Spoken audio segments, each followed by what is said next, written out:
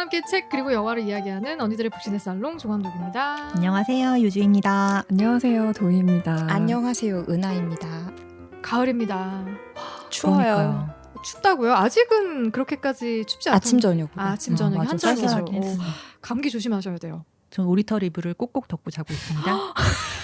근데 정말 신기하다. 한여름에도 오리털 이불을 덮고 잔다는 소문이 있던데. 네, 배를 덮어야죠. 아, 배만 덮는 거예요? 네. 저 다 땀이 나서. 덮으면은 너무 덥고 어.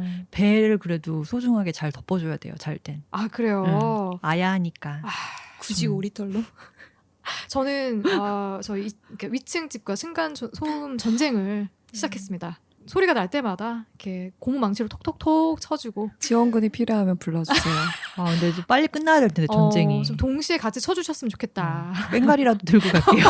아니 요즘 그런 거 한대요. 제가 카페에 가입했어요. 층간 소음 피해자 쉼터라는 카페에 가입을 했는데 거기서 몇 가지 그 방법들, 팁들이 나와 있는데 그 중에 하나가 소고 채 아세요? 이거 돌리는 거? 소고 이렇게 채. 소고 소고 채를 그 봉에다가 묶어가지고 그걸로 천장을 긁으면 그 소리가 정말 듣기가 싫대요. 그래서 그렇게 해서 보복하시는 분들도 계시다는 거예요. 그래서 세상에 정말 이런 다양한 방법들이 존재하는구나. 와, 근데 진짜 답이 없는 것 같아. 아, 이거는 정말 아마 오래 갈 싸움이지 않을까 하는 생각이 들고 저는 층간소음에 시달리고 있다라는 소식을 전해드립니다. 겪어보지 않아서 잘 맞아. 모르겠어요. 그래요? 한 번도 겪어본 적 없어요? 저도 처음이에요, 사실. 네. 그냥 저요?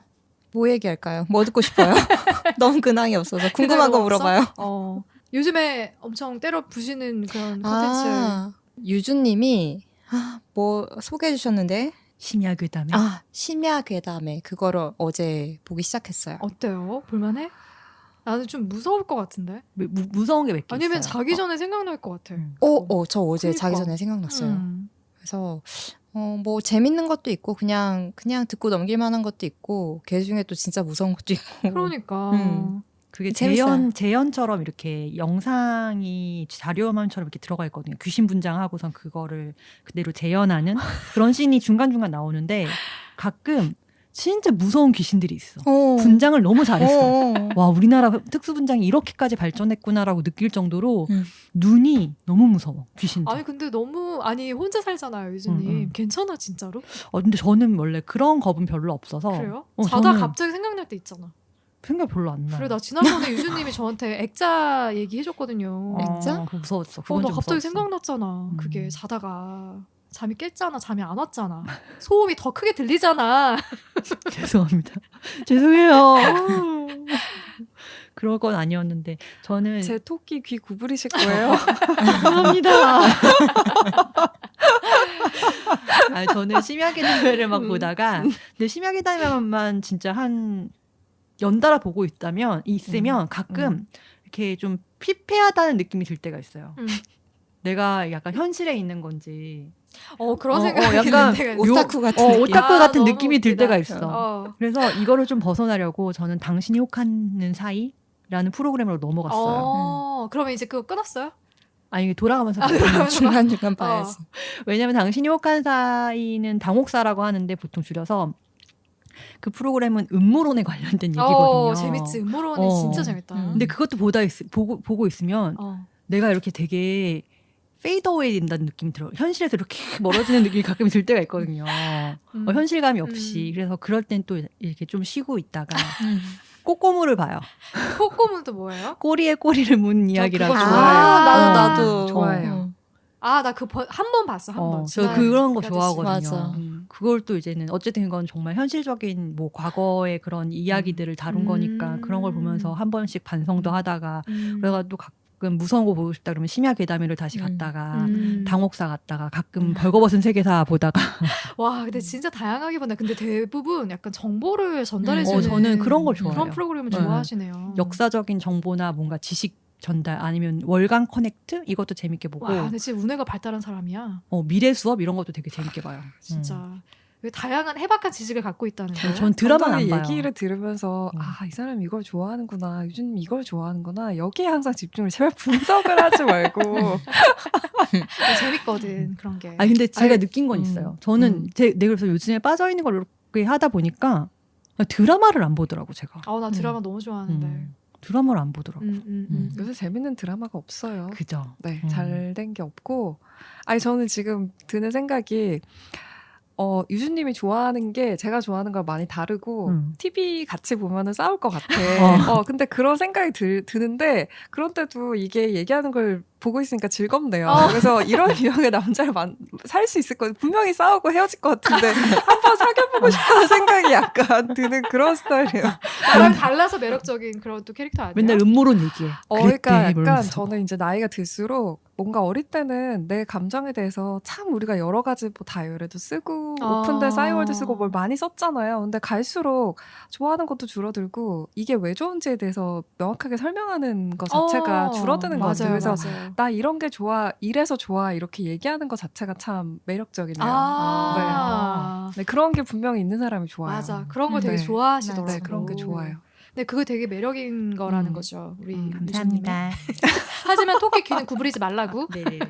죄송합니다. 오늘 자리 같은 것도 다 안고 지금 앉아있네요.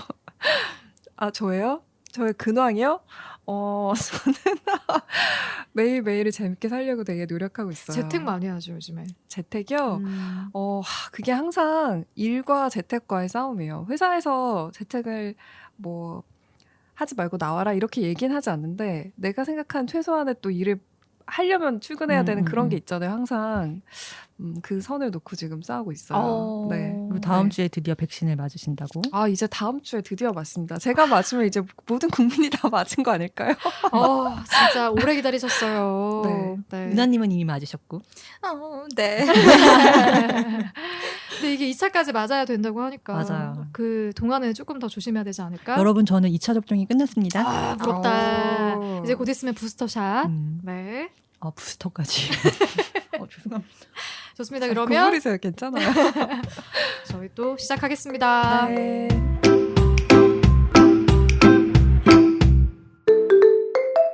지난주에 가슴 뛰는 소설과 좀 비슷하게 이야기 나눠볼 수 있지 않을까 해가지고 요번에 또 다른 형태의 사랑 이야기를 담은 영화 타오르는 여인의 초상, 셀린 시아마 감독의 타오르는 여인의 초상을 가지고 언니들을 찾아왔습니다. 영화, 이 프랑스 영화잖아요. 저는 프랑스 영화가 사실 저랑은 잘 안 맞거든요. 그래서 타오르는 여인의 초상도 주변에서 추천을 처음에 해줬을 때 별로 그렇게 내키지가 않았어요. 안 보고 싶었는데 그냥 뭐 한번 추천해줬으니까 어떨까 봤다가 너무 푹 빠져서 본 거야. 영화를 보는 내내 나도 모르게 젖어 들어가서 보게 되더라고요. 그래서 언젠가 한 번은 우리 살롱에서 다뤘으면 좋겠다라는 생각을 갖고 있었고 마침 이번에 기회가 닿아서 언니들과 같이 이야기를 나눠보게 됐는데 어떠셨어요? 언니들은 영화 타오르는 여인의 초상 어떻게 보셨습니까?들? 저는 우선 보고 나서 감독님한테 너무 고맙다는 얘기를 하고 싶었어요. 정말 많이 들었는데 왠지 보고 싶지 않았거든요. 비슷한 느낌이었을 것 같아요. 네. 근데 보고 나서 보는 중간중간부터도 너무 좋다. 나 이 영화 진짜 너무 좋다. 올해 봤던 영화 중에 제일 좋았던 것 같아요. 그래서 감독님한테 감사하다는 얘기를 하고 싶었고 그리고 저는 마리안느 보면서 감독님 생각이 좀 나던데요. 제가요? 생긴 게 약간 좀 그런 식으로 생기지 않았어요? 어떤 느낌인지 알 것 같아. 하면서 얼굴도 조그맣잖아요, 되게. 내가 이렇게 그래서 태어났으면 정말 화려하게 살았을 텐데. 생각이 났다고 했지 그렇게 태어났다고는 안 했고.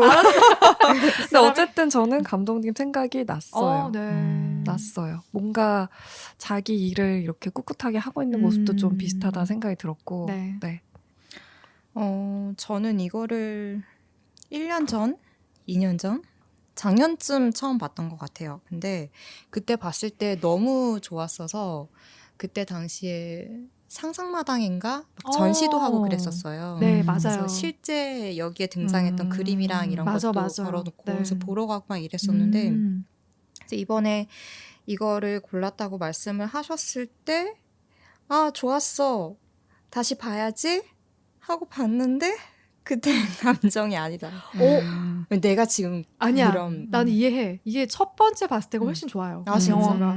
저도 그랬어요. 네. 그래서 이번에 다시 봤을 때는 예전만큼의 그런 감동은 없었고 또 이게 제가 바쁜 와중에 짬짬이 보다 보니까 제가 몇 번 끊어서 봤어요. 그래서 그런 거일 수도 있고 어쨌거나 전반적으로는 지난번만큼은 아니었지만 전반적으로는 좋았어요. 확실히 처음 볼 때 감동을 두 번째 봤을 때 따라가질 못하더라고요. 저 오늘 아침에 봤기 때문에 감동이 지금 북받쳐 있어요. 아 그래? 네. 아유.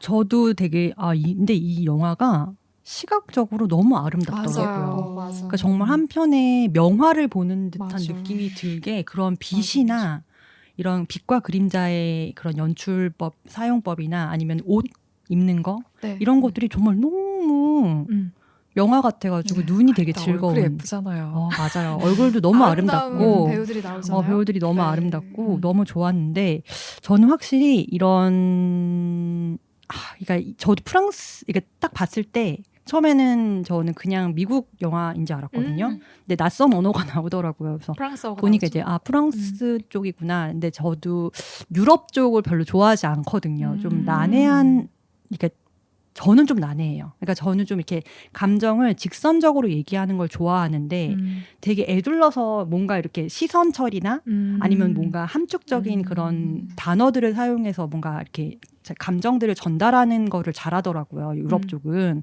뭔가 그러니까 되게 좀 철학적이라고 제가 그걸 느끼는데 저는 그런 게 바로 탁탁 캐치가 되는 사람은 아니어서 처음에 집중이 안 되더라고요. 영화를 보는데. 충분히. 그리고 이게 또 사운드가 거의 그러니까 음악이 거의 없잖아요. 맞아요. 사운드는 되게 묘하게 되게 저는 약간 섹시한 사운드들이라고 생각을 했거든요. 연필 이렇게 삭삭삭삭 하는 소리나 아니면은 파도 소리도 그렇고 그런 그 집에서 나뭇바닥을 밟는 그런 소리들 그런 소리들이 되게 묘하게 되게 매혹적이고 좀 섹시한 느낌이 들기는 했는데 처음엔 그 음악이 없어서 더 집중이 안 됐나 봐요. 음악이요? 1시간 넘어가면서 처음으로 나오는데 그것도 BGM이 아니라요.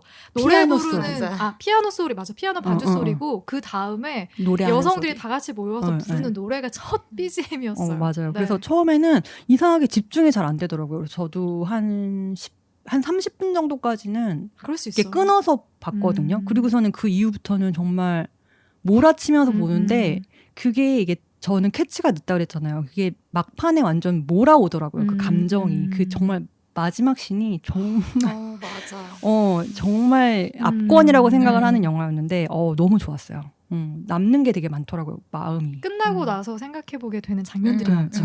얘네들은 어떤 감정이었을까 그 순간에 이런 거? 네. 되게 좋았어요. 재밌게 봤습니다. 네.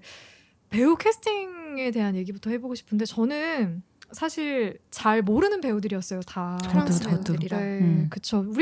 저는 주로 이제 헐리우드 영화나 미국 영화 위주로 보니까 저도. 네, 엘로이즈 역의 아델 레넬, 그리고 마리안네 역의 노에미 메를랑, 그리고 소피라는 그 하녀 역의 루아나 바야미, 그리고 백작 부인 역 이분은 얼굴이 굉장히 낯이 익는데 맞아요. 어디에 나왔는지 모르겠는 느낌이야. 거예요. 그렇죠. 발레리아 골리노까지 거의 이 네 명의 이야기가 주가 돼서 흘러가잖아요.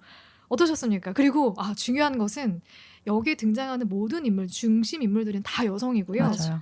남자 배우는 딱 한 명 등장하는데 그 그림을 운반해주는 뱃사공? 뱃사공인가?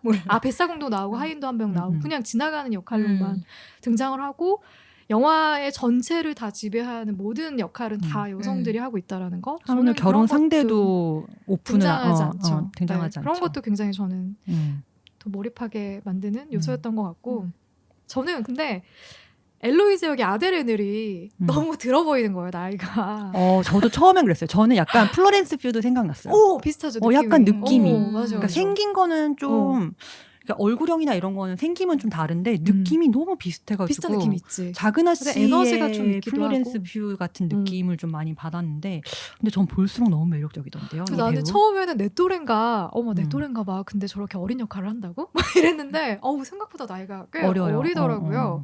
그리고 노에미 메를랑이 더 나이가 많은 거예요. 그래서 나는 두 사람이 나이 차이가 여기 이 영화 안에서 좀 느껴졌는데 실제로는 그렇지 않은 것도 좀 놀라웠고 이 배우 아델 레넬 같은 경우에는 처음보다 뒤로 가면서 훨씬 더 감정이입이 잘 되는 연기를 너무 잘하던데요. 몰입이 너무 잘 되더라고요. 이게 사실 프랑스어다 보니까 우리가 알아들을 수 없으니까 맞아. 언어로서 뭔가 연기도 어쨌든 할 텐데 그러니까 그걸로는 전달이 잘 안 되는데 표정 연기나 이런 게 너무 압권인데요. 그 눈빛이랑 그렇죠. 네. 그냥 얘가 어떤 마음인지 알 것 같은 느낌을 주는. 그래서 저는 누구 꼽을 거 없이 다 매력적이었고 처음에는 마리안느 역할에 노에미 에를랑? 노에미 메를랑. 이름도 어려워요. 어렵죠. 이 사람이 이 배우가 엄청 눈에 띄었는데 너무 아름답잖아. 뒤로 갈수록 저는 그 엘로이즈 역할의 아델 레넬이 훨씬 더 눈에 띄더라고요. 너무 매력적인 배우였어요. 맞아. 네. 전 둘 다 좋았어요.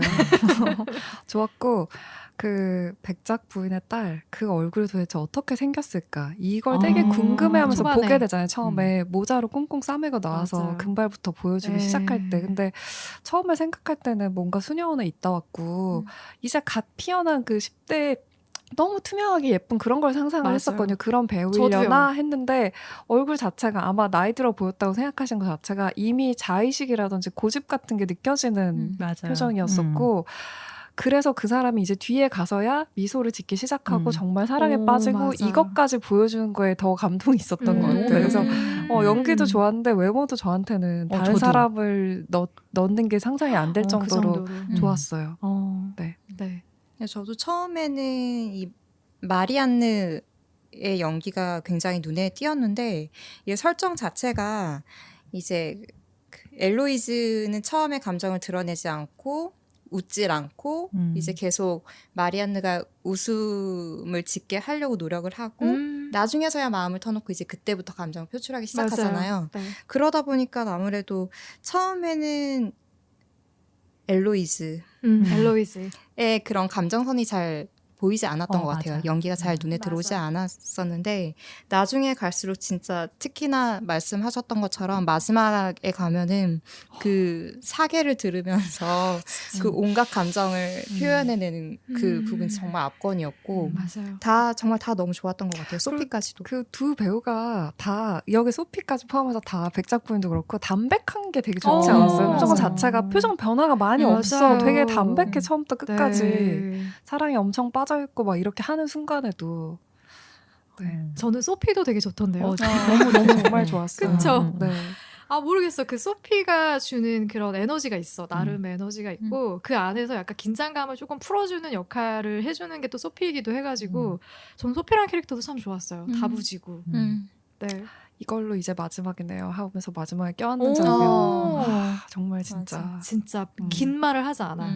모든 걸 짧게 하지만 제대로 감정을 다 표현하는 그런 몸짓 이런 것들이 되게 좋았던 것 같아요. 그리고 백작 부인도 저는 되게 인상적이었어요. 뭐 표정 하나하나가 그러니까 여러 감정이 들게 만드는 것 같아. 이게 분명히 딸이 원하지 않는 결혼인 걸 알지만 결혼을 시켜야만 하는 엄마의 그 장면도 기억이 나요. 그 나에게 어릴 때처럼 키스해주지 않을래? 라고 했을 때 이렇게 해서 키스해주잖아요. 그런 장면도 그러니까 딸하고 다시 옛날처럼 그렇게 좀 지내고 싶은데 그게 잘 안 되고 여러 가지 안타까움도 있고 엄마라고 보내고 싶겠냐고요. 그러니까 그리고 저는 이게 뭔가 이 사람은 어떤 성격이라서 대립하고 이 사람은 어떤 성격이라서 대립하고 이렇다기보다는 그 시대에 엄청 지위가 높은 여성인데도 딸이 겪은 것 같은 고스란히 그 시대를 다 겪은 거잖아요. 나 밀라노 20년 동안 한 번도 안 가봤어. 맞아. 여기서 바로 드러나잖아. 다 그냥 똑같아. 엄마도 비슷한 삶을 살고 있는 거지. 그러니까 뭐 얘에 대한 안타까움도 있지만 어쨌든 현실은 현실이니까 이런 것들. 네. 그런 게 너무 잘 느껴져가지고 그래서 저는 전반적으로 연기자들의 캐스팅 좋았다. 네. 그리고 이 영화는 아마 이 팟캐를 듣는 분들 대부분은 영화를 보고 듣지 않을까 싶기는 한데 뭐 짧게 줄거리를 소개를 해드리면 이게 보니까 배경이 18세기 말로 나오더라고요. 그러니까 그 당시에는 귀족들은 다들 정략 결혼을 해야 되는 그런 시대에 마리안느라는 여성 화가가 있어요. 근데 그 여성 화가가 여학생들을 상대로 미술 수업을 하고 있는데 거기에서 학생 한 명이 그림을 발견을 해요. 선생님이 그렸을 것 같은 그림을 발견을 해가지고 그 그림을 보면서 선생님한테 선생님 이 그림은 뭐예요? 라고 질문을 하니까 당황하는 거죠. 뭔가 누군가에게 발견되지 않았으면 하는 그림이었던 것 같아요. 근데 그 그림을 타오르는 여인의 초상이야 라고 설명을 하는 현재 시점에서 시작을 하는데 그림 자체가 여성의 드레스가 불타오르는 살짝 옷깃이 불타오르는 그런 순간을 표현한 그림이었거든요. 작품이었거든요. 그래서 거기에서 갑자기 과거의 시점으로 변화하게 됩니다. 그래서 마리안느가 어떻게 이 타오르는 여인의 초상을 그리게 됐을까를 따라가게 되는 그런 이야기가 쭉 전개가 되는데 큰 줄기는 마리안느가 그림을 그리는 작가인데 아버지도 화가였던 것 같아요. 그래서 백작 부인의 초대를 받아서 내 딸의 초상화를 그려달라. 근데 그 인연 자체는 아버지가 나의 초상화를 그려줬었다. 너가 아버지만큼 실력이 있을 것 같으니까 와서 내 딸의 초상화를 그려달라. 앞으로 미래의 신랑이 될 사람에게 보낼 초상화를. 근데 이제 딸은 결혼을 원하지 않는 거지. 그래서 자신의 초상화를 그리는 것 자체를 달가워하지도 않고 그게 예쁘게 완성이 되는 거를 원하지도 않아요. 그래서 초상화를 그리는데 적극적으로 협조해주지 않으니까 그냥 네가 딸의 산책 친구인 것처럼 그렇게 위장을 해서 곁에서 가까이에서 표정을 살피고 그러면서 그 기억으로 그림을 그려라.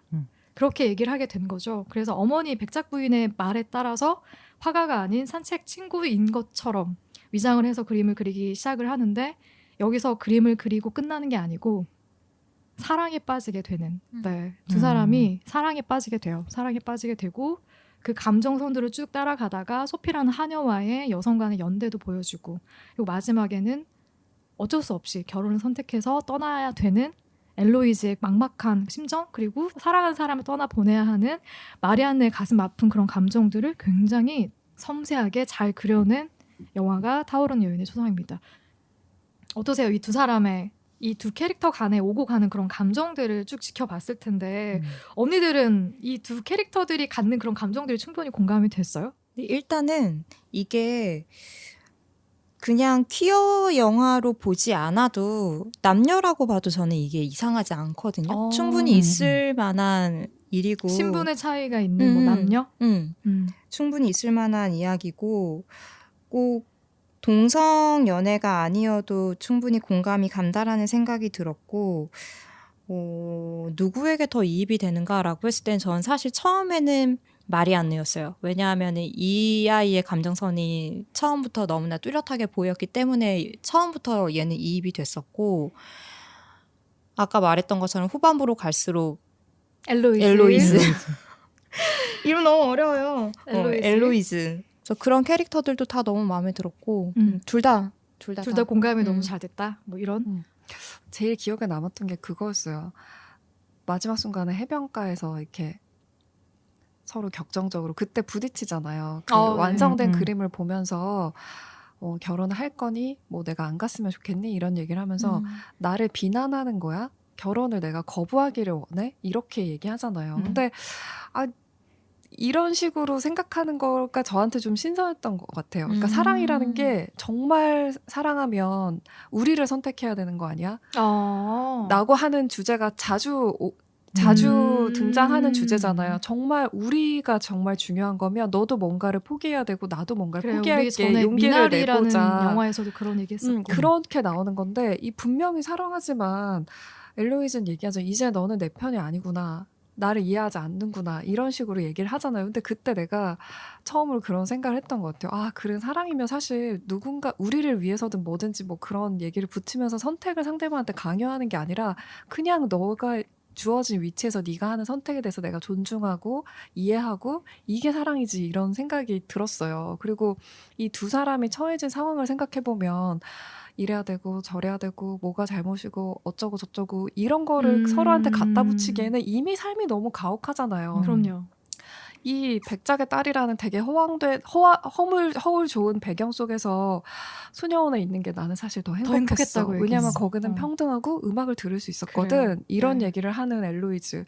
그리고 이미 수도원에서 내가 나와서 결혼해야 되는 것도 원래 그 결혼은 언니가 했어야 되는 것 같죠. 그 언니가 자살했기 때문에 내가 대신 나온 거고 그 언니도 내가 자살해서 미안해가 사랑하는 너를 두고 가서 미안해 이게 아니라 이런 짐을 너한테 주고 가서 미안해가 되는 이런 삶에서 서로 살고 있는데 우리가 우리를 선택했을 때 너도 여자 작가라는 것 자체가 이미 되게 뭔가 굴레를 많이 안고 있는 건데 나를 어떻게 책임을 질 것이며 이게 서로 다 알고 있는 상태에서 나를 비난하는 거야? 이 말이 저한테는 되게 좀 다르게 다가왔던 것 같아요. 그래서 저는 항상 사랑하면 뭔가 감수해야지. 그래도 뭔가 해보자. 인생에서 이게 제일 중요하니까. 나 그렇게 얘기할 것 같거든요. 근데 꼭 그게 진짜 사랑인 건 아니다. 맞아. 그냥 있는 상태에서 상대방을 되게 존중해주는 게 네가 편한 대로.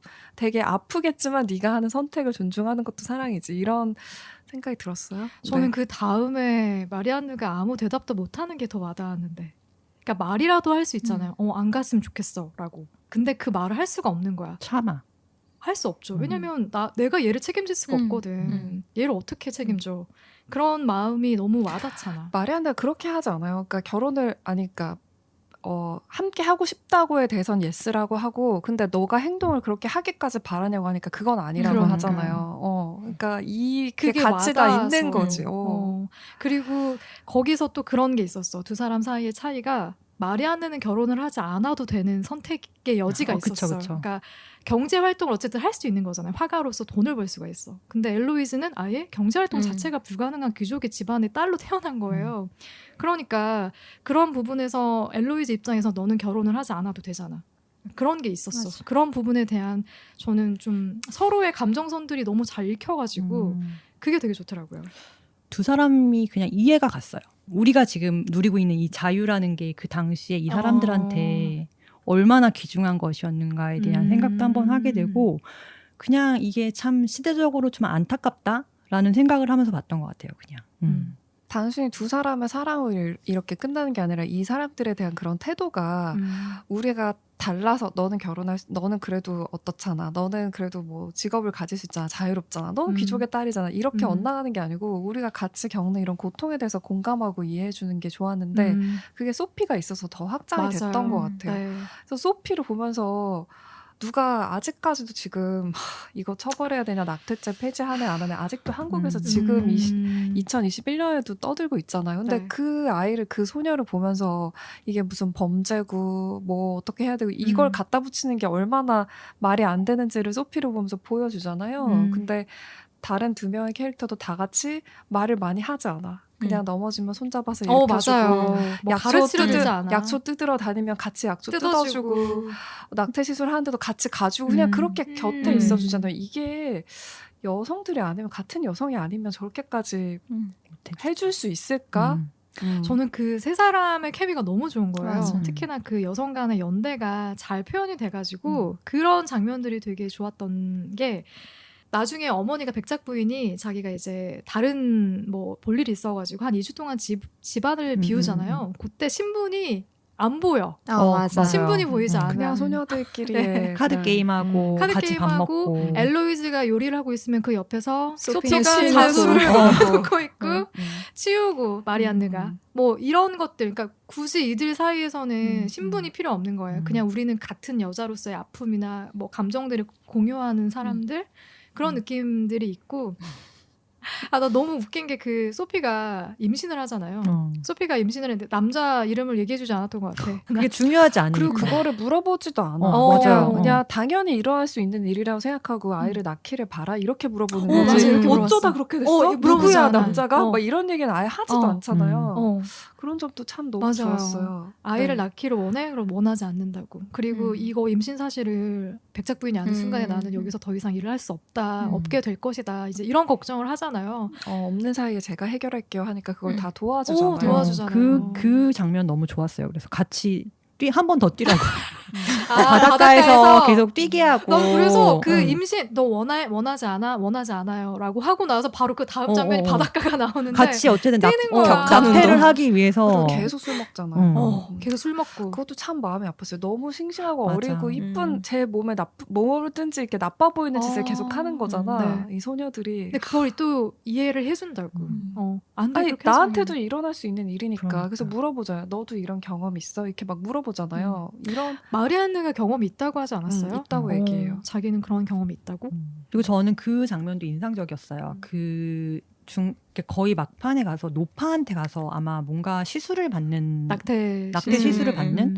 근데 거기서 엘로이즈, 그러니까 마리안느가 차마 보지를 못하는데 엘로이즈가 보라고 그거를 같이 봐주는 그 씬이 엄청 좀 인상적이었고 그리고서는 마침 근데 거기 또 어떻게 이해했어 그 마음을? 어린 아이가 또 있었던 거예요. 낙태를 하는데 사실 내 아이가 될 수도 있었던 느낌인 거잖아. 근데 정말 모르겠어. 나는 정말 낙태를 하고 싶었을까?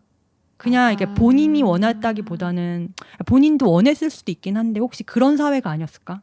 이렇게 결혼을 하지 않은 상태에서 여자가 임신을 했을 때는 이걸 낙태라는 선택을 할 수밖에 없는 그런 시대 상황이 있지 않았을까? 내가 애를 혼자 키울 수가 없잖아. 그래서 그런 게 너무 좀 마음이 아팠고 근데 어쨌든 그 같이 엘로이즈랑 마리안느가 그 자리에서 그러한 거를 지켜봐주는 게 그냥 너무 좀 든든하던데요, 저는. 그래서 그게 되게 좀 그 세 사람의 케미가 좀 많이 돋보이는 신이라고 생각했어요. 궁금하긴 했어. 이거를 왜 피하지 말고 보라고 했을까? 나도 그거를 왜 보라고 하고 결국 나중에는 그 장면을 그림으로 남기잖아요. 왜 그거를 굳이 그림으로 남기는 걸까? 피하지 말라는 의미였을까?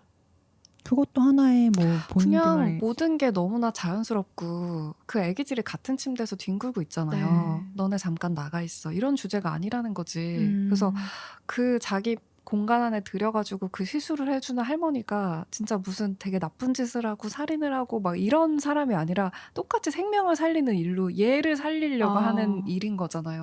그 침대에서 해맑게 웃고 있는 애기들 둘을 돌보는 거랑 같은 거잖아요. 근데 여전히 오늘날에도 사람 생명을 경시하는 이런 쪽으로 자꾸 가니까 생명을 포기하는 거고 이런 쪽으로 가는 거니까 그쵸. 너가 봐봐 이게 생명을 살리는 거지.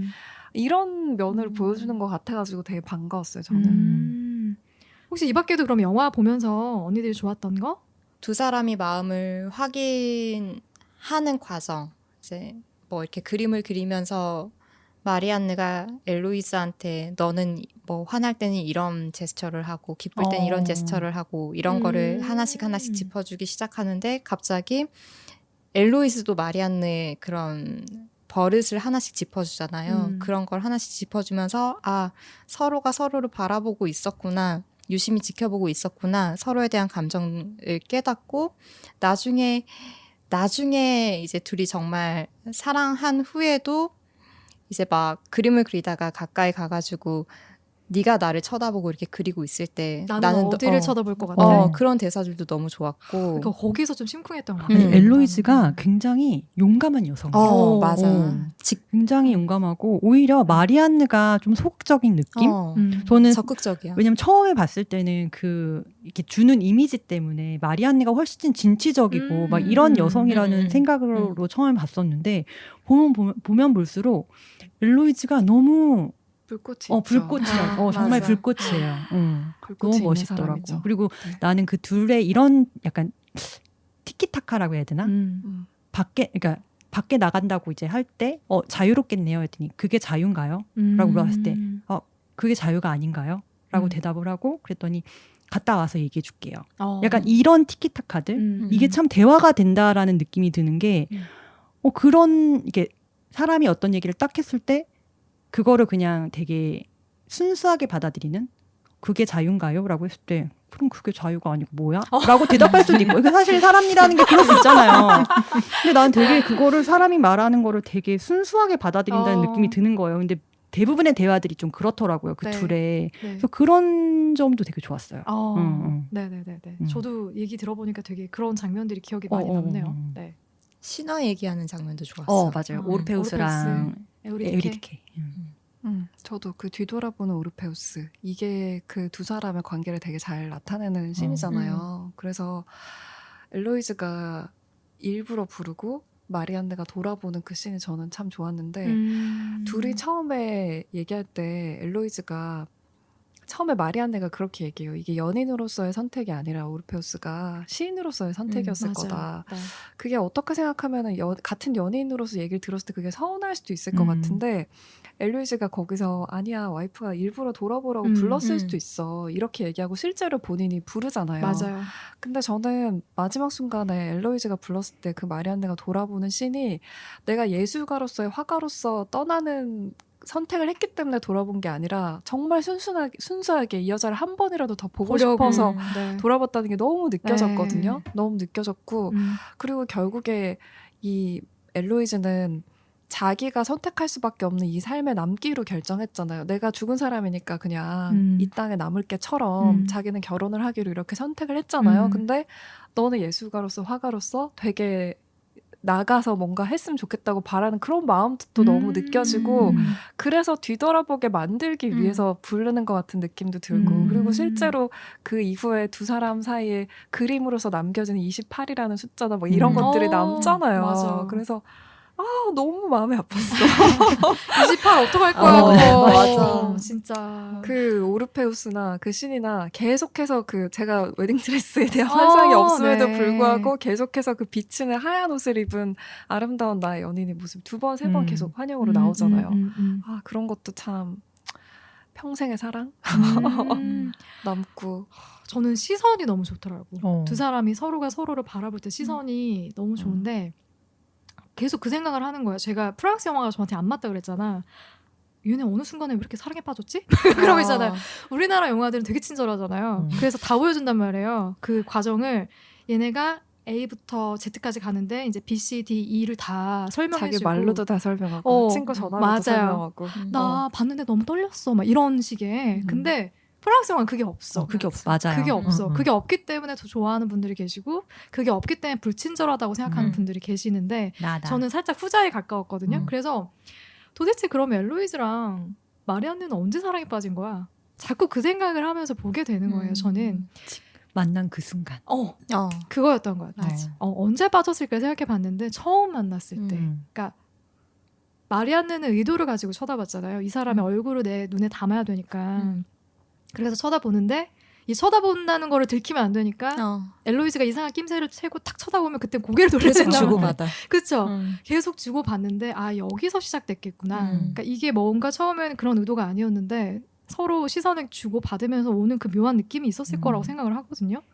특히나 엘로이즈 같은 경우에는 되게 외로움을 느끼고 있던 시기였는데 자기에게 뭔가 그렇게 오랫동안 시선을 꽂는 여자가 나타났어. 그랬을 때 분명히 자기가 그 시선을 다르게 해석할 수도 있겠다는 생각이 드는 거예요. 그래서 처음 시선을 주고받았을 때 이때 꽂혔나 봐. 그리고 이거는 그냥 개인적인 생각인데 저는 처음에 마리안느가 엘로이즈의 손을 그리잖아요. 손을 먼저 그러니까 어쨌든 자기는 이 사람을 쳐다봐야 되는 사람인데 그걸 들키지 않기 위해서 시선 처리를 하다 보니까 손에 눈이 간 모양이죠. 그래서 손을 처음에 이렇게 그리는데 이게 지난주에 했던 소설 중에 그 남자는 나에게 바래다 준다고 한다? 라는 소설 단편집이 하나 있었는데 그 단편집이 생각이 나더라고요. 손이 예쁜 남자. 그 손이 주는, 그러니까 왜냐면 그 단편집을 읽고 이게 손이라는 손이 주는 그러한 감정들이 있겠구나라는 거를 사실 처음 알았거든요. 느낌이 있죠. 네, 저 손이 예쁜 남자 좋아해요. 그래서 손이 나의 어깨를 스쳤을 때, 그래서 이 손이 갑자기 확 들어왔는데 그 영화에서 그렇게 손을 그리는 장면이 나오고 생각해보니까 그러네. 막판에 공을 꽤 많이 들였어. 막판에 이렇게 누구지? 엘로이즈가 초상화를 그리면서 손짓을 이렇게 하는데 그거 하지 말라는 얘기도 해요. 근데 그런 게 너무 에로틱하면서 너무 예쁜 거예요. 그래서 그 장면도 저는 되게 인상적이더라고요. 손에 그렇게 딱 꽂혀서 얘기하는. 그랬어요. 그리고 공들여서 이렇게 바라보면은 자꾸 알게 되잖아요. 어느 순간에 얘가 어떻게 행동하는지에 대해서. 그러면 진짜 사랑에 빠지지 않기가 힘들어.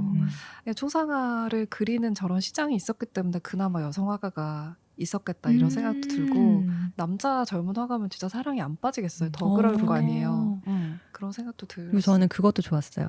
그리고선 이제 나갔다 오잖아요. 엘로이즈가 외출을 하고 와가지고는 노래도 하고 다 좋아서 자유롭더라고요. 근데 당신이 없었어요. 와, 진짜 진짜 멋진 여자야. 나 진짜 그 생각했거든. 멋진 여자야. 그러기 쉽지 않잖아. 왜냐면 아직 서로의 마음을 확인하지 않은 단계인데. 근데 약간 그리고 또 둘이 만난 지 얼마 안 됐는데도 서로를 되게 빨리 이해해. 제일 맞아요. 처음에는 얘가 뛰길래 죽을까봐 가는데 얘가 바로 얘기하자. 너무 달려보고 싶었다고. 그리고 나서부터는 난 바닷가 뛰어들 때 약간 걱정했는데 얘는 걱정하지 않잖아. 쟤는 진짜 수영을 해보고 싶었던 거를 아니까. 그런 면에서 난리치면서 나를 뛰어나서 잡지 않고 해보니까 어때? 이렇게 물어보는 사람에 대한 호감이 난 엄청 생길 것 같고 나에 대해서 이해하는 거죠. 우리 엄마보다 더. 수영 못하지만 뜨긴 떴다고. 그렇게 그렇게 바로 얘기해주고. 아직 수영 못하는 거라고. 아니면 나도 사실 바닷가 들어갈 때 걱정이 됐거든. 근데 맞아. 그리고 심지어 마리아는 수영도 할 줄 아는 애잖아. 바다에서 그것도 근데 해보는 애잖아. 태연하게 앉아있는 거야. 그래서 뭐야. 그러니까 그 씬에서 또 좋았던 거는 사실 파도가 치는데 정말 면밀하게 관찰하지 않으면 이 사람이 떴는지 안 떴는지 수영을 하는지를 나는 되게 구분하기가 쉽지 않다라는 생각도 했거든요. 그래 그럴 수 있어. 마리아의 매의 눈도 매력적이었다. 그래서 매의 눈이다. 그 생각도 했어요. 그리고 저는 그 서로가 서로를 닮아간다는 느낌을 빡 주는 장면이 하나 있잖아요. 같이 침대에 누워 있는데 마리안느가 엘로이즈의 눈을 딱 보거든요. 근데 엘로이즈의 눈이 까맣게 맞아. 변해 있었어요. 그러니까 자기의 눈과 똑같은 눈을 하고 있는 엘로이즈를 보는 그 장면도 너무 좋더라고요. 난 이제 그거 이해 못했어. 나 무서웠어. 좀 아, 무서워서 그래, 안 나도. 무서웠어요? 아 그래? 그럼 그냥 무섭게만. 나 무서웠어. 저는 하나도 안 무서웠어요. 네, 약해서 그런가? 막 이러면서. 갑자기 왜 눈이 진짜? 변했지? 약간 이 생각했는데. 그래서 크게 의미 둔 씬은 아니었던 것 같아요. 저는. 그래서 저는 그래서 그 장면도 되게 보면서 되게 좋다 이 생각을 그럴 수 했었거든요. 있겠다. 닮아간다는 느낌. 뭔가 닮아간다는 느낌, 정말 완벽하게 이제 서로 이해했다라는 됐다는 느낌을 받아서 그 장면도 되게 좋았던 것 같아요. 두 아니 근데 사람까지. 워낙 좋은 장면들이 많아서 정말 끝도 없는 것 같아요. 맞아. 근데 또 아쉬웠던 점도 있었을 것 같은데 아쉬웠던 점은 없었어요? 감독님이 하실 얘기긴 한데 전 그 노래하는 부분이 이해를 못했어요. 너무 이렇게 다 이렇게 마을 사람들이 모여가지고 다 이렇게 띄엄띄엄 자기 할 일 각자 하고 있다가 약간 플래시몹처럼 플래시몹처럼 한 순간에 이렇게 오 이러면서 약간 아카펠라처럼 이렇게 하잖아요.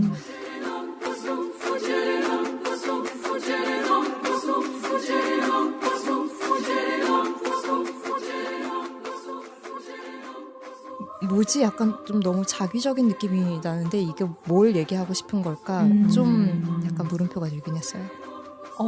저 이거 같이 얘기해보고 싶었는데 이 장면을 아마 보신 분들은 다 기억을 하시겠지만 엘로이즈랑 마리안느하고 그리고 소피가 이제 그 숲인가요? 아무튼 마을 여성들이 다 모여있는 그런 숲에 가가지고 거기서 소피는 이제 낙태를 하기 위해서 어떤 시술해주시는 어르신이랑 대화를 하고 있고 그리고 그 옆에 여자들이 막 3, 4, 5 모여 있어요. 근데 그 상황에서 갑자기 다 같이 노래를 부르기 시작하는 거야. 모닥불을 피워놓고. 이게 뭔가 의식 같은 거였을까? 그날이 무슨 특별한 날이었을까? 나도 정확하게 모르겠는데 근데 그 상황에서 갑자기 진짜 노래를 같이 부르는데 한 명이 먼저 시작해. 근데 그 다음에 두 번째 여자가 받아주고 세 번째, 네 번째 그러면 다 같이 부르기 시작하는 거예요.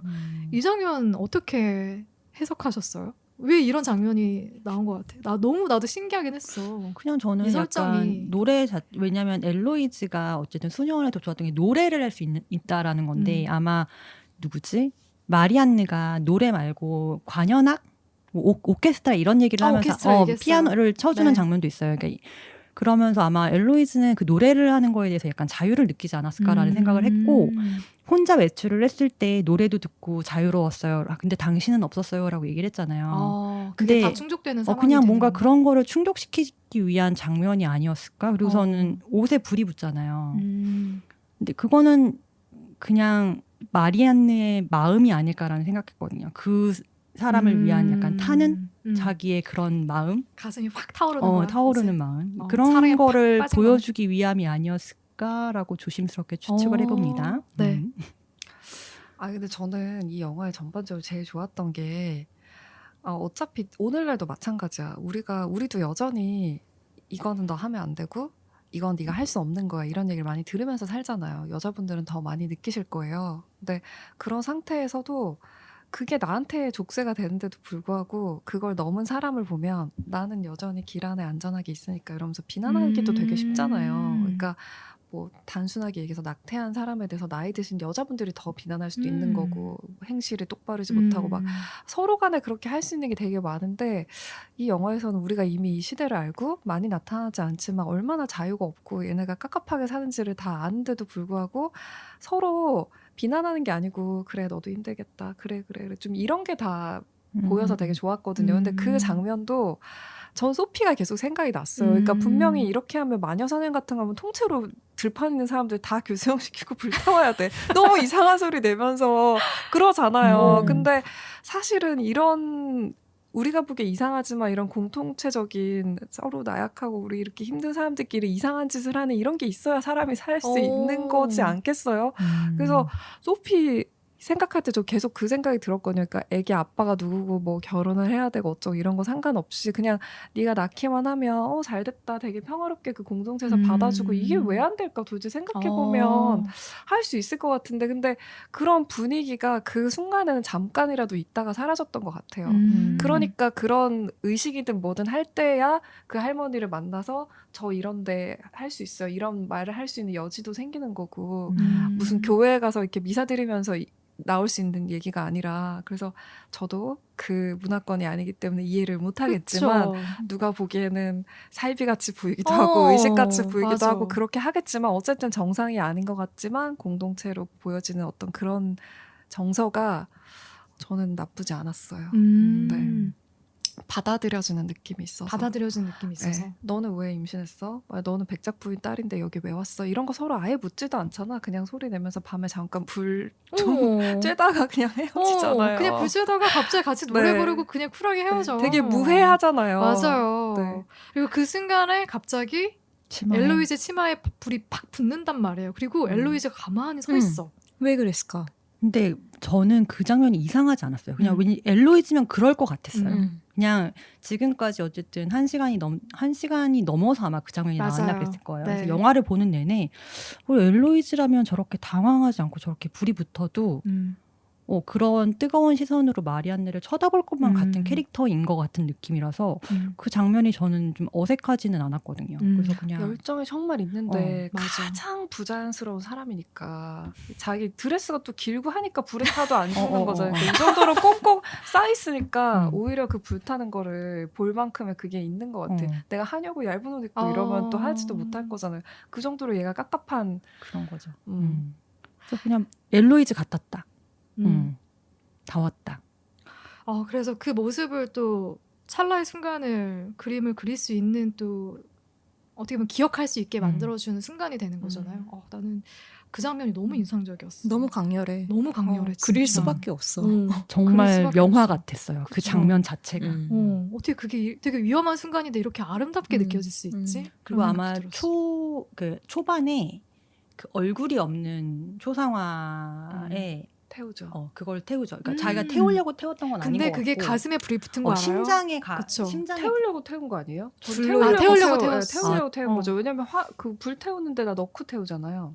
아예 작정하고 처음에는 처음에는 촛불을 갖고서 이렇게 움직여보다가 본 거예요. 이게 그림을. 맞아. 우연히 처음에 불이 심장 붙었는데 쪽에 그 다음엔 아예 넣어버렸죠. 나는 그 장면 자체 그대로 보여준 거라고 생각했는데 거기에 넣고 불 태운 거라고 생각했는데 아니 이젤에 걸려 있는 거를 이렇게 가까이 보다가 얼굴 없는 그걸 보다가 불이 붙었는데 가슴에 붙었어. 맞아. 초록 그린색의 그 드레스에 심장에 이제 불이 붙어서 정말 타는데 그래서 그냥 태워버리는 건데 그 장면이랑 같이 오버랩 됐거든요. 막 이제 마리안느가 엘로이즈의 심장에 불을 붙이겠구나. 이미 처음부터 반했구나. 반했구나. 이미 얘를 활활 타오르게 만들었구나. 그랬구나. 그랬지. 근데 너무 좋았을 것 같아요. 어떻게 보면 그 순간을 평생 기억하고 그림으로도 기록해놓고 살아갈 수 있는 거니까. 둘 중에 한 명으로 살아야 된다 그러면 누구로 살고 싶으세요? 저는 마리안느. 나도 마리안느. 저는 엘로이즈. 마리안느로 살고 싶죠. 네. 엘로이즈를 선택한. 엘로이즈도 마리안느로 살고 싶을 것 같아요. 나도 그럴 것 같아서. 나는 그냥 엘로이즈로 살고 싶어요. 귀족이 좋구나. 어떻게 알았지? 아니 그런 건 아닌데 마리안느처럼 살 자신이 없어요. 내 성향이 그렇게 자유로운 사람이 사실 아니어서 저는 약간 틀에 박혀가지고 이렇게 딱딱딱 하는 걸 좋아하고 그런 거에서 되게 안정감을 느끼는 사람이라서 모르겠어요. 예술가 난 잘 모르겠어. 근데 마리안느가 그렇게 자유로울까? 난 마리안느도 자유로울 것 같지 않은데 근데 내가 생각하기에 마리안느는 그래도 손 까딱이라도 할 수 있는 사람이고 엘로이즈가 갈수록 너무 불행하다는 생각이 드는 게 엄마도 딸을 사랑하잖아요. 근데 언니가 결혼하기 싫어서 심지어 자살까지 했는데도 그 결혼을 나를 시켜야 되는 사회상이잖아. 그러니까. 진짜 나에겐 아무것도 없는 거야. 너 왜 반항 안 해? 라고 얘기할 그런 환경이 아니야. 내가 자살을 해도 끝나지 않는 굴레니까 거기에 놓인다는 거는 백작딸이 나는 제일 불행한 것 같아. 그냥 그 언덕 위에서 노래 소소하게 하면서 사는 소피 같은 친구들보다 더 불행한 것 같아. 그래서 옷에 불이 타도 이렇게 그냥 보고 있는 것 같은 느낌이 들었거든요. 약간 그냥 이 순간 이대로 죽어도 좋겠다 생각했을 수도 있을 것 같아. 어떻게 보면 가장 자유가 없는 사람. 지금 가장 자기가 충만할 때일 거 아니야. 그 순간이 이렇게 사랑하는 사람과 같이 함께하는 순간. 지금 저 설득하시는 거예요? 마리안느랑 절대 아니에요. 마리안느로 사실 이렇게 행복하게 살 수 있을 것 같아. 남편이랑 재밌게.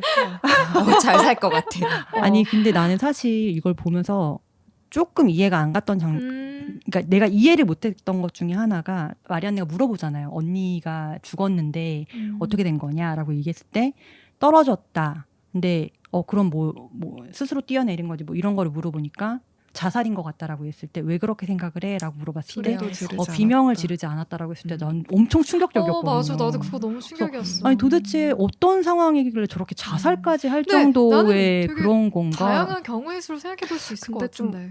그러니까 저는 어떤 게 그려지냐면은 그 당시에 결혼이라는 게 좋은 사람을 만나면 되게 행복하게 살고 나쁜 사람을 만나면 불행해지고 우리는 요즘 좀 그렇잖아요. 근데 그런 게 아니라 남편과의 그렇게 긴밀한 유대관계 이런 게 바탕이 되는 결혼이 아니고 아기를 낳아야 되고 아내로서 해야 될 역할이 있고 그게 더 짜맞춰지는 게 지금 우리 집에서도 난 충분히 부자연스러운데 거기 가면 아내와 엄마로서의 역할만 더 이렇게 나한테 부과가 되는 그런 거라는 생각이 들었거든요. 그리고 나는 거기서 더 나아간다고 하면 각자의 또 성향이 있으니까 정말 결혼을 원하지 않는 여성도 있었을 것이고 혹은 하다못해 내가 다른 누군가를 사랑하고 있었을 수도 있는 거고 그 순간에 그리고 뭐 나는 사실 남자랑 절대 결혼하고 싶지 않아. 나는 여자가 더 좋은데 라고 생각하고 있었을 수도 있고 그런 각각의 경우의 수가 있었을 것 같아요. 그럴 수 있긴 하겠네요. 그런 순간들이 분명히 있고 대부분은 근데 결혼 선택해서 하는 시대였잖아요. 근데 이제 소수의 이야기를 보여주는 거니까 다수의 입장에선 이해가 안 될 수는 있죠. 삶이 더 좋은 거 아니야라고 생각할 수는 있으니까. 네네. 그리고 우리 아까부터 계속 입이 근질근질했던 마지막 그 엔딩 장면에 대해서 얘기를 해야 되는데 이제 결국에는 엘로이즈는 결혼을 해서 떠나고 마리안느는 이제 그림을 그려가지고 출품을 하잖아요. 전시를 하죠. 근데 아버지 이름으로. 그것도 좀 슬퍼. 나 그것도 좀 슬펐어. 왜냐면 여성 작가가 그릴 수 있는 게 제한적이어가지고. 나 되게 황당했던 게 그게 엄청난 죄가 아니고 누가 물어보면 제가 그린 거예요. 근데 아버지 이름으로 출품했어요. 밝히는 게 공공연하게 다 이해하는 거잖아요. 얘기하면 수긍하고. 근데 공공연하게 이상하지 않을 만큼 다 알고 있으면서 왜 공식적으로는 인정을 안 해주는 거야? 이 더러운 세상 진짜. 공식적으로 왜 인정을 안 해주냐고. 도희님이 분노하셨어요. 나 그 장면도 되게 그거를 굉장히 담담하게 그냥 맞아요. 받아들이잖아요. 진짜 담담하게 그냥 딱 쭈뼛거리다가 제가 그린 그림이라고 그렇게 얘기하는데 거기서도 자신 있게 얘기한다기보다는 살짝 좀 쭈뼛하는 느낌이 좀 있었던 것 같아. 근데 그 안에서 어쨌든 자기가 그리고 싶은 걸 그리잖아요. 그 오르페우스 씬을 그리잖아요. 네. 서로 쳐다보고 엘로이즈는 봤을 거예요. 그래서 나는 엘로이즈보다 마리안느의 삶이 좀 더 그래도 내가 살아볼 만한 삶이다라고 느껴지는 부분이 그런 것 같아. 그래도 내가 할 수 있는 게 있으니까.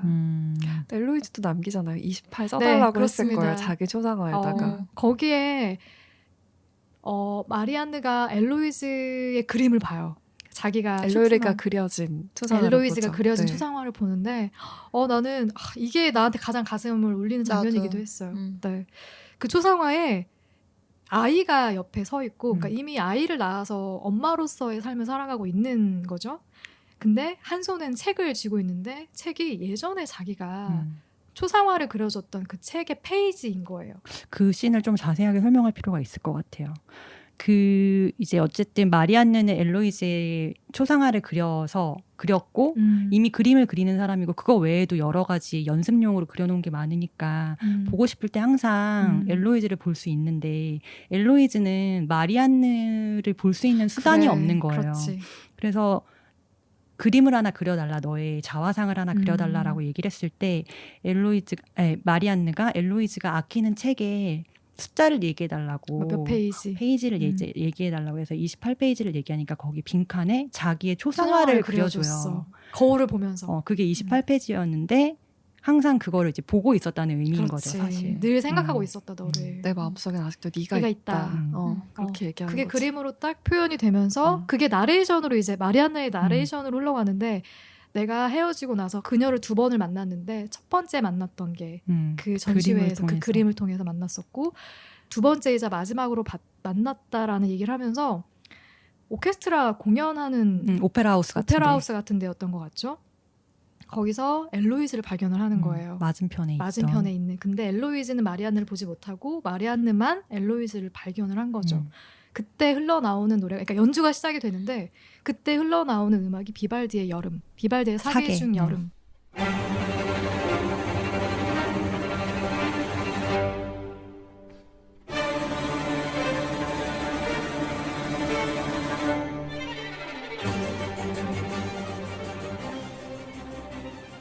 마리안느가 엘로이즈한테 피아노로 알려줬던 음악이잖아요. 음악을 좋아하는 사람인데 자기 집에 있는 오르골인데도 연주할 줄을 모르니까 그거를 둘이 같이 다 보러 왔다는 것도 참 추억이었던 거죠. 다 기억하고 있었던. 그래서 그 연주곡 마리안느가 처음으로 엘로이즈에게 들려줬던 그 곡을 실제로 극장에 가서 오페라하우스에 가서 듣는 엘로이즈의 표정이 굉장히 오랜 시간 진짜 오랜 시간 롱테이크로 보여지는 게 엔딩이거든요. 영화 엔딩. 어떻게들 보셨습니까? 이건 말을 할 수가 없을 것 같아요. 감정이 몰아치는 게 너무 표정으로 잘 드러났는데 되게 몰아치면서도 살짝 웃잖아요. 그 행복했던 기억도. 맞아요. 그러니까 이 음악을 되게 고심해서 골랐다는 얘기를 들었어요. 가장 격정적으로 이 사람의 감정을 잘 보여주는. 그러니까 엘로이즈는 불꽃 같은 여자잖아요. 맞아요. 그리고 곱게 차려입고 오페라하우스에 혼자 와서 앉아있지만 그 마음속에 그게 끓고 있잖아. 그걸 참 잘 보여주는 음악이었던 것 같아. 맞아. 음악이 진짜 휘몰아치더라고.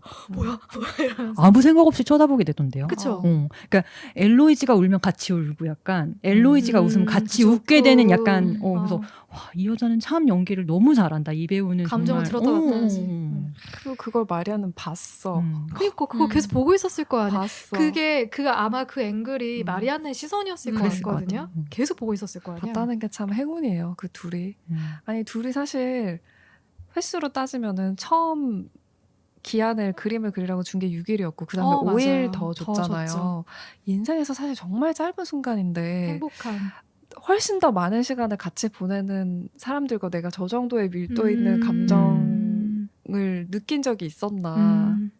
참 진짜 그런 거 보면은 진짜 짧은 순간이지만 그때의 추억으로도 사람은 살아갈 수가 있구나 그런 생각도 들고 그 순간에 저는 뭐 이렇게 엘로이즈가 되게 행복해하는 그런 표정을 보셨다고 하지만 저는 진짜 막 그 안에서 뭔가 슬픔도 느껴지고 희노애락이 다 느껴졌던 것 같거든요. 그런 막 가슴이 움직이는 그런 호흡이나 이런 게 다 너무 정말 가슴이 절절해가지고 아직까지도 여전히 마음이 타오르고 있는 그런 엘로이즈의 모습이 잘 드러났던 것 같아서 너무 좋았어요. 차라리 가족들이랑 다 같이 와서 편안하게 남편도 보면서 웃고 애기 보면서도 웃고 그 음악을 편안하게 보고 있었으면 또 달리 보였을 텐데 삶이 그렇지 않았던 거예요. 우리가 예상했던 것처럼 혼자 와서 그렇게 해서 감정을 막 쏟아내고 가는 참 먹먹해지는. 이 마지막 장면을 위해서 이 배우를 캐스팅했나? 저는 그 생각도 들었어요. 진짜 너무 강렬했어. 그쵸. 마지막이. 마지막으로 영화에 대한 한 줄 평 나누면서 우리 마무리해야죠. 네, 저의 한 줄 평은 후회하지 말고 기억해입니다. 네, 이 말이 참 좋았어요. 좋았고 사랑에 빠졌을 때 가장 또 못하게 되는 일이잖아요. 계속 후회하고 뭔가 안 될 일을 가지고 부딪히고 싸우고 이러는데 그거 하지 말고 기억하라고. 이 순간순간 기억하라고. 네. 이게 마지막 장면처럼 사람은 어떤 순간의 추억만으로도 살아갈 힘이 생기는 것 같아요. 그래서 나의 28페이지를 펼쳐보고 싶을 때 보면 좋은 영화인 것 같아요. 다들 너무 주옥같이 말씀하신다. 끝. 아니 근데 사실 딱히 한 줄 평을 할 수 없을 정도로 되게 강렬한 영화이긴 했거든요. 근데 이게 참 소리가 거의 없는 영화인데 맞아요. 대사도 별로 없어요. 맞아요. 얘가. 근데도 참 이렇게 사람의 마음을 울리는 올 가을 타오르는 감정을 느끼고 싶으실 때 꼭 한번 보셨으면 좋겠습니다. 아, 제가 또 책과 영화를 매치한 이유가 있지 않습니까? 가슴 뛰는 소설이 이어서 가슴 뛰는 영화. 타오르는 여인의 초상. 가슴 뛰고 싶은 언니들 꼭 한번 보셨으면 좋겠다. 네. 네, 그런 마지막 한 줄평 남기면서 오늘 마무리를 하려고 하고요. 저희 다음 달에는 은하님이 선정한 책과 영화. 네. 어떤 책, 어떤 영화죠? 제가 요즘에 굉장히 때려부시는 거에 꽂혀 있지만 사실은 환경에도 관심이 많고 지구 걱정이 많은 사람이에요. 그래서 이제 우리 인류의 미래를 그리고 있는 SF 소설이랑 영화인데요. 김초엽 작가의 지구 끝의 온실. 김초엽 작가 너무 좋아요. 알폰소 쿠아론 감독의 칠드런 오브 맨. 제가 알폰소 쿠아론 감독 너무 좋아하는데 얼마 전에 로마. 제가 최근에 로마를 보고 제가 그날 밤에 잠을 못 이뤘어요. 진짜로. 언제 한번 살롱에서 다뤄봐야겠다 생각하고 있습니다. 네. 기대되는 책과 영화 다음 달에 같이 만나서 또 이야기 나누도록 하고요. 그 사이에 우리 아시죠? 백신 잘 맞으시고요. 백신 잘 접종하시고 그리고 추석도 잘 보내고 저희 10월에 만나요. 미리 추석. 빠이. 안녕.